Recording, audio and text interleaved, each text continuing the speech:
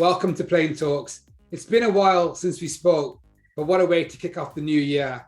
But none other than having an amazing guest with me today, Professor Peter Fader from Wharton, who's also the co-founder of Theta. Peter, how you doing? Oh, it's great to talk to you, Todd. Happy New Year. Happy New Year to you as well. Finally got the chance to do this. We've been talking about fascinating things over the last year, learning lots about customer centricity, customer lifetime value, one customer, many customers. And I was like, we need to actually have a conversation, record it, and let many other people learn more as well. But before we go there, tell me a little bit more about, for the many people who do and many people who may not have heard from you before, tell me a bit more about you. So first and foremost, as you said, I'm a professor at the Wharton School, the University of Pennsylvania. Been doing that for 35 plus years, enjoying every minute of it. In fact, keeps getting better all the time because I'm into data and analytics and forecasting, and that stuff was kind of weird, especially for a marketing guy 30 years ago. But today, it's cool, it's sexy, it's important. So I'm just kind of riding the wave and helping in some small way to create it.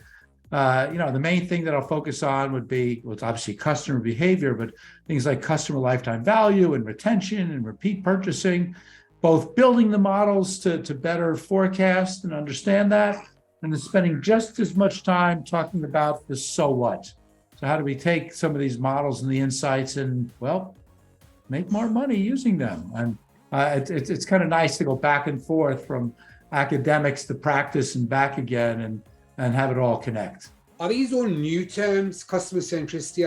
As I said, I heard it for the first time back in 2015. I think it was the Jeff Bezos video about the flywheel, and then it was talked about at the company I was working at the time, like banging a drum, and then CLV in the last couple of years. Are these all new cool terms, or have they been about for a long time? Very interesting. So let's start with kind of the main North Star, customer lifetime value, CLV, LTV. Not a new term. There's a lot of people who will kind of give me credit for being, the inventor, the father of CLV. Not true. It's actually been around for many more decades. In fact, I remember hearing about it from other people, kind of describing it in vague terms and thinking to myself, you can't do that. You can't project behavior over a lifetime. So I kind of came to it slowly and reluctantly.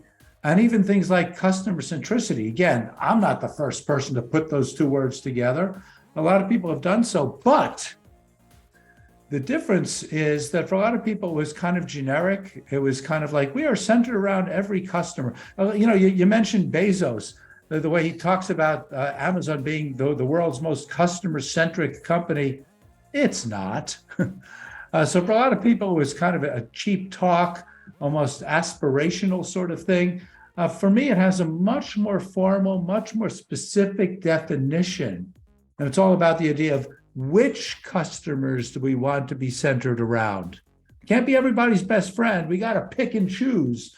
And so to do that in a really kind of bold, data-driven, and specific way, instead of trying to dance around the fact that our customers are wildly different. Let's acknowledge it. Let's lean into it, and let's view it as an opportunity.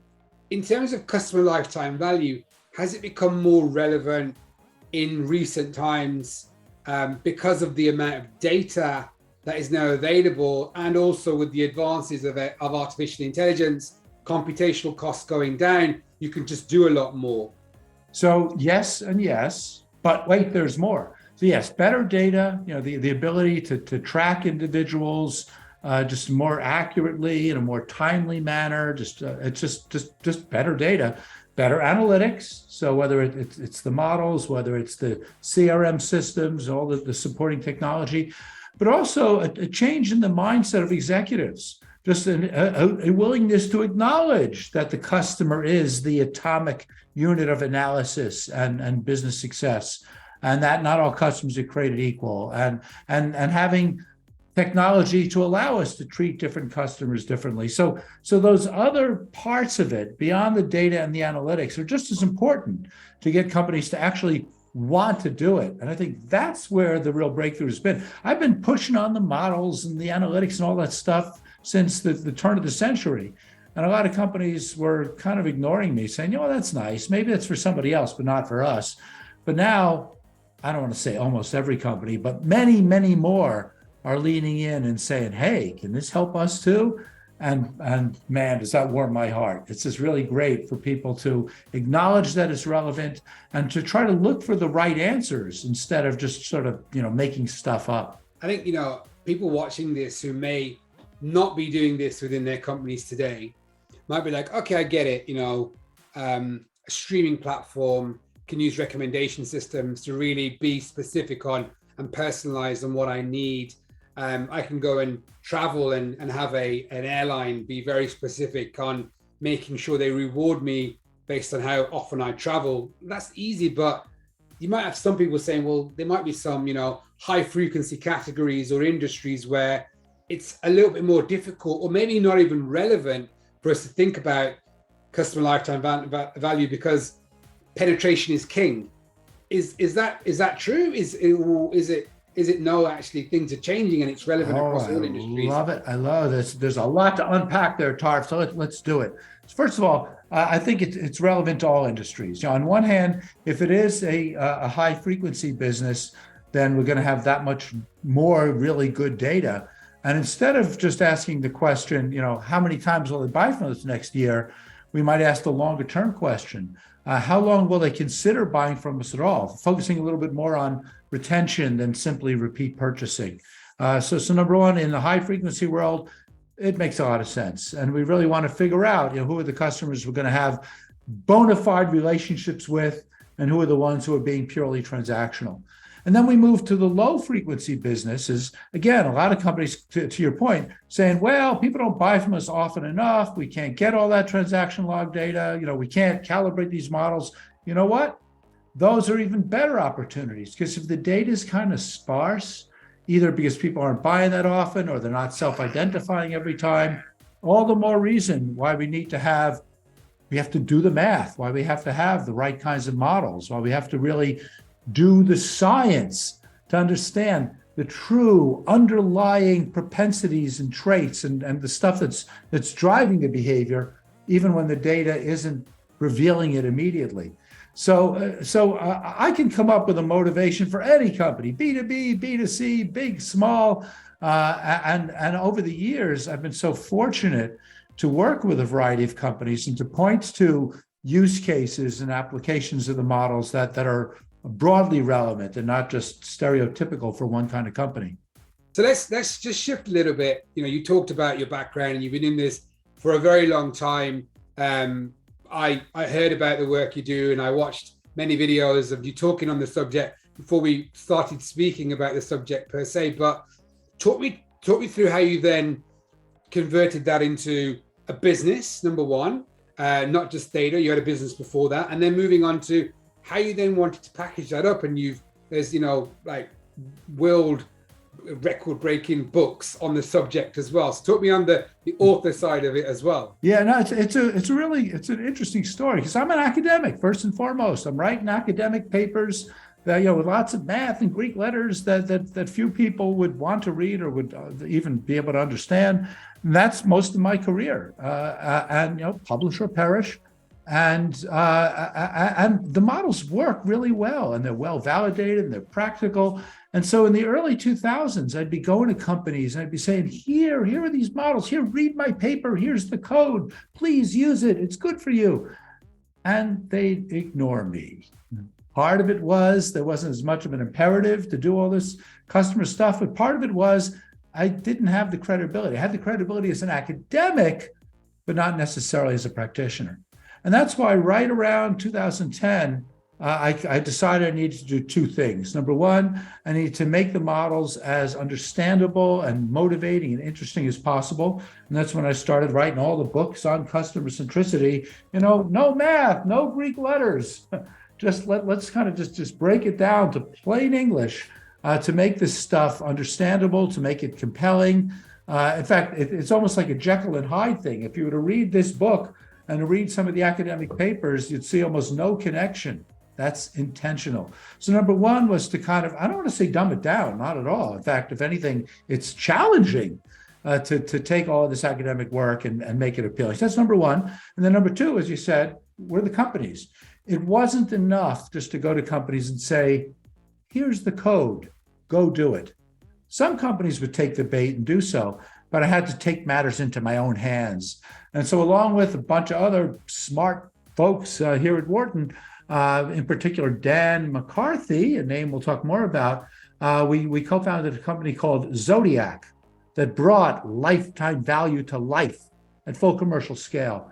And it was so gratifying. It was so interesting to work with, retailers and travel and entertainment and gaming and telcos and pharmaceuticals. And every time we'd run a model for them, it's like, whoa, this stuff really works. I was surprised as they were. And so it was just really great to bring the models to life and then combine it with the so what, to say, now that you have these lifetime values, here's the way you can actually make money on them through acquisition, retention, development. Sold that company to Nike, started a new company called Theta to take the same models and focus on more financial applications, customer-based corporate valuation. Now that we've won over the people in marketing, let's win over finance as well and show that the same models, the same metrics, the same data can be used for very different applications, corporate valuation, as well as for day-to-day marketing tactics. And if we can get the marketing and finance people to sync up in that way, awesome. And that's exactly what's been happening. No, fascinating. And, this year you've also then taken it one step further with your latest book that just came out, which I had the pleasure of being able to read pre-launch. So thank you. So now it's all about, taking it one step further, as I've said, and doing the customer-based audit, which introduces cohorts. So bring that to life for us. Sure. So it's funny how you say that the new book takes all this work one step further. I actually think it takes the work one step backwards. Okay. If you look at the subtitle of the new book, it's the first step on the journey to customer centricity. This is the book we should have written 20 years ago. And in fact, my main co-author, Bruce Hardy, I found an email from him from 2004 saying we need to write a book called The Customer-Based Audit. So in many ways, this is the precursor. Before we run any models, before we do any forecasts, before we go out there and set up any customer-centric strategies, let's just take a breather. Let's just take a pause and let's look at the data that we have on our existing customers. And let's look at it in different kinds of ways. So let's look across all of our customers at one moment in time, or let's do the C word that you just said, cohorts. Let's take a group of customers who acquired at one point in time and watch them over time. So let's just take different perspectives, different lenses, different slices of the customer data spreadsheet just to see what's going on. No math, or at least no models, just the simple accounting to look to see how our customers differ from each other, to see how they themselves change over time. Let's just look at the patterns. And once you see the patterns, you can't unsee them. And that's what starts to make you realize that not all customers are created equal. And how can we lean more into those higher value customers? And how can we forecast what they're likely to do next? So in many ways, this might be book number 3, but it might be the first one to read because it really sets the stage to make you want to do the customer-centric thing instead of just, taking my word for it and believing that not all customers are created equal. Convince yourself that that's the case. And it's still early. The book's only been out for actually several weeks, but it's been great to see a lot of people, a lot of companies either having it open their eyes to say, we've never looked at things this way before, or saying, we've been kind of doing stuff like that, but it's nice to formalize it. It's nice to pull it all together. And it's nice to know that we're not alone. So you've taken the whole concept of customer centricity and you've given us a Star Wars approach by starting later in the process and coming back, right? That is it. And there'll be, I don't know if there'll be any more prequels, but definitely will be some more sequels. Because I got to tell you, like I said before, writing books isn't the kind of thing that a kind of a quantity academic like myself does.